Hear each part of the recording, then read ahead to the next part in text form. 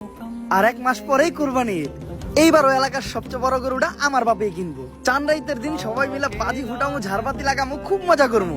পরের দিন সকালে সবাই মিলে এক লগে নামাজ পড়বো। নামাজটা পড়েই সবার আগে গরু ফালামো, সবার আগে গরু বানানো শেষও করবো। অনেক মজা হইবো। বন্ধু, তোর আব্বা তো মারা গেছে। বাবা, তোর বাবা তার বাড়িতে নাই। তোর একটা ভাই আছে, তোর একটা ছোট বোন আছে। এখন এই পুরা পরিবারের দায়িত্ব তোর নিতে হইব, আর সবকিছু চাইরা তোর বিদেশে যাইতে হইব। झूठ की जमीन पर फरेब के ये सारे घर इनमें रहने वाले तुमको सफेद दिल पत्थर হ্যাঁ মা, আমি ঠিক মতো আইসা পৌঁছেছি। तुम्हारी है जो भी है सबब सो है पर सजा हमारी है। হ্যালো মা, টাকা পাঠাই দিছি মা। তুমি সবাই রে ঈদের কেনাকাটা করে দিও।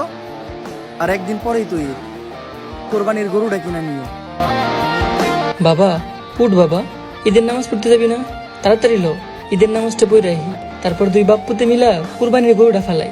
হ বাহ, চলো তাড়াতাড়ি ঈদের নামাজটা পড়ে আহি, তারপরে দুইজনে মিলে একসাথে কুরবানির গরুটা ফালামু। কিরে, কি উল্টা পাল্টা করতেছস? কি এর কুরবানি গরু ফালাবি? আরে বেটা, আমরা প্রবাসে আছি, তাড়াতাড়ি ওঠ, কাম শুরু করতে হইব। जिसको जो भी मिलता है दे सबक नहीं मिलता। আমাদের নিজের কোনো খুশি নাই, পরিবার হাসলেই আমরা হাসি। আমাদের নিজের কোনো জীবন নাই, পরিবার বাঁচলে আমরা বাঁচি। জি জনাব, আমরা প্রবাসী।